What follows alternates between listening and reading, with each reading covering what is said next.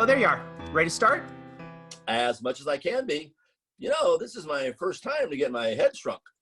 Well, I promise it won't hurt too much. I'm going to hold you to that because I come from a long line of big heads.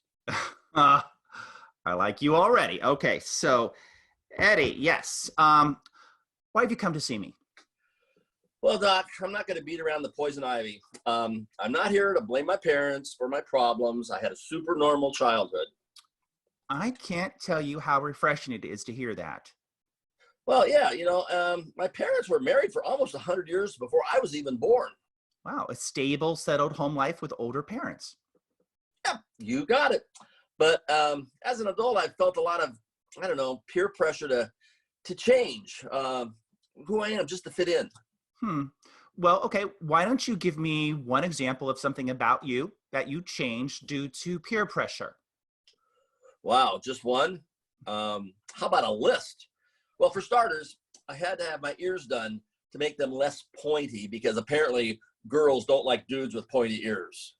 You had plastic surgery in your ears just to please someone. Well, pointy ears are no longer trending. I don't know if you know that, but back in the day, I had a lot of great ear role models. My grandpa, Dr. Spock, every elf I've ever met. But after like the 500th girlfriend asked me to put a beanie over my ears, I kind of caved in and had them done. You liked your pointy ears. Oh yeah, and my widow's peak. I had to start shaving that too, but luckily my receding hairline kicked in and took care of itself. I'm pretty used to shaving though, specifically after a full moon, if you know what I mean. Not sure I do. Okay, widow's peak and pointy ears. All right. Any other physical changes you've made due to peer pressure? No, just wearing makeup. You're wearing makeup right now? I can't tell. Where? Yeah. No, I said where? And I said, yep, I am. You are wearing makeup where? Oh, no, my bad. I'm wearing makeup everywhere. People have complained about my complexion. It's colorful. So I thought you were asking if I were, where, insider lingo for werewolf. Well, that would be a silly question. Yeah. But you thought I asked if you were a werewolf and you said yes. Now, to be specific, I said yep. Are you charging by the hour? Because if you're going to keep asking me the same questions over and over, this is going to get very pricey really quick. Uh-huh. At the risk of repeating myself one final time, just to be clear, your answer to "Are you a werewolf?" which is the question you thought I had asked, would have been yep. Yep. Uh-huh. Okay. Right. Yeah. You bite people. Dr. Nielsen, that is a stereotype. No one in my family bites people. Well, I am sorry. I guess my werewolf knowledge is based on stereotypes. So was your father a werewolf? Oh, no. Dad had a lot of reconstructive surgery before I was born, though. Great guy. But a bit of a challenge to pin him down genetically. Why is that? Well, he kind of had a bit of everything going on. I guess it was possible that part of him was a werewolf. He had a couple of really hairy knuckles. Okay. Why don't you tell me more about your father? Oh, no problem. He was fun. He rocked the flat top. I mean, he was the original level-headed one in the family. I got to tell you that. And I guess it was, he was bald. He'd still rock a flat top. But basically, he was a solid nuts and bolts kind of guy. Literally solid nuts and bolts. Literally. Uh-huh. He had a couple of bolts right here to hold his head on. The neck is a potential weak spot, so the bolts were there for extra support. I mean, you could drop a safe on Dad's head and it would just bounce right off. Uh-huh. I see. Okay, well then maybe it would be appropriate for me to ask if any part of your mother was a werewolf? Oh, no, Mom was a true beauty. She had movie star looks, really long black hair with a super sweet white fright streak. It was awesome. Okay. Uh-huh. And she designed her own clothes too. Well, that sounds like a healthy activity. Oh, definitely. She was actually, pretty much a fashion icon. You want to know what her secret was? Uh, I'm all ears. And I used to be. uh, got it? I told you my ears used to be pointy, and I'm making a reference to my ears again. All right, never mind. Well, Dad would have laughed at that. Anyway, Mom got all her material for her dresses from her coffin upholsterer.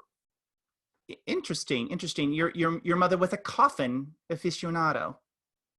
Well, she was a vampire, so sure, but she really wasn't into coffins, not as much as Grandpa. I mean, he actually got into his coffin like every day. Your mother was a vampire? Yeah, and also write down that she was a really good housekeeper. Walking into a room after she dusted was like walking across the yard after a fresh snow. I loved being the first to leave footprints in the dust. I can't really think what to say to that. Yeah, backing up. Your grandfather was also a vampire. Actually, Grandpa was more of a hyphenate. I'd say vampire / mad scientist. But as a vampire, he was way battier than Mom. You're using batty as a euphemism for insane? Oh, heck no. Grandpa was a genius. He just liked to turn himself into a bat more often. He was also into hanging upside down, too. He said it gave him his best ideas. Okay, well, I'm a little hesitant to ask, but but what kind of ideas? Well, in his laboratory, in the basement, the dungeon, he made up a lot of potions and stuff. Potions. Yeah, like, for example, I was a short kid, and one time he gave me a potion to grow 6 inches taller, but it just made me grow a 6-inch beard instead. Of course you did. You grew a beard. Uh-huh. Uh-huh. Oh, and then one time he gave me a potion to a frog, and it was supposed to turn this frog into a nearsighted prince so he couldn't get a good look at cousin Marilyn. And I'm going to be honest with you, a blind frog was the only man Marilyn was going to get. Was your cousin Marilyn a vampire or a werewolf? I wish. She was nothing. Poor cousin Marilyn, so unfortunate, so homely. You remember Marilyn Monroe? Of course. Well, our Marilyn was slightly prettier than her, but it was so tragic. We took her in because someone had to. She looked like Marilyn Monroe. Okay, well, how homely could she be? Well, I'll tell you, we could all but barely stand to look at her, and it wasn't until years later that I realized she actually wasn't the same person as the original Marilyn that moved in with us before. How was she not the same person? I don't know. I guess homely people just look a lot alike, blonde hair, fair complexion and all. And apparently our original cousin Marilyn just got switched at some point and no one noticed. Go figure. The new one was still so nice, so we just went with it. She got switched. Switched out. And to be honest, I didn't realize it until we went to England on this big trip and Marilyn was something like a redhead. And I was like, wait a minute. This is the third Marilyn, but whatever. We still went with it. She was nice as well. So as long as the homely person is nice, why make a fuss? Sure. Yeah, why make a fuss over a switched homely cousin? Okay. Yeah. Okay. Dr. Nielsen, in my teens, I went through a really weird phase where I was like super into hats. It was like the kookiest phase of all. It's not related to anything, but we've been talking about it, so I just thought I'd throw that out there, full disclosure and all. Actually, a hat fetish is a welcome respite. Eddie, besides your father and your mother and your grandpa and your homely cousin Marilyn, did anyone else live with you when you were growing up? Well, Spot, but we kept him in the dungeon or under the stairs. You had a dungeon. Yeah. You kept your dog in a dungeon. No, we had a dragon. Spot was a dragon. Dragon. Well, yeah, of course he was a dragon. But I did have a Woof. Woof was your dog. No, he was my stuffed werewolf. I guess you could say he was in a dog family, at least once a month, like me. Okay. Werewolf doll. No, stuffed. I didn't say I played with dolls. Look, Doc, it's getting late, and I didn't realize when I made this appointment that there's going to be a full moon tonight, and I'm getting a little itchy. So, you mind if I let my hair down? We can wrap this thing up pretty soon. I might start howling if you know what I mean. Yeah, I really don't. Well, this has been fun though. I might do a segment on my YouTube channel about this. Would that be okay? Your YouTube channel? Sure. Uh-huh. Oh yeah, Coach to Coast, spelled with a K. I drive all over the country with the family car, the Munster Coach, and let people know what it's like to be Eddie Munster on the road. It's great. Check it out. Okay, will do. Uh-huh. Do you think I need to schedule another session? I think that would be a healthy choice. You're good.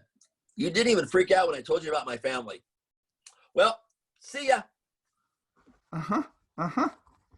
Okay. Vampire. Reconstructive surgery. Dragon. Grandpa turns himself into bats. Marilyn sounds nice. All 3 of them. A werewolf? God. I need to start charging more.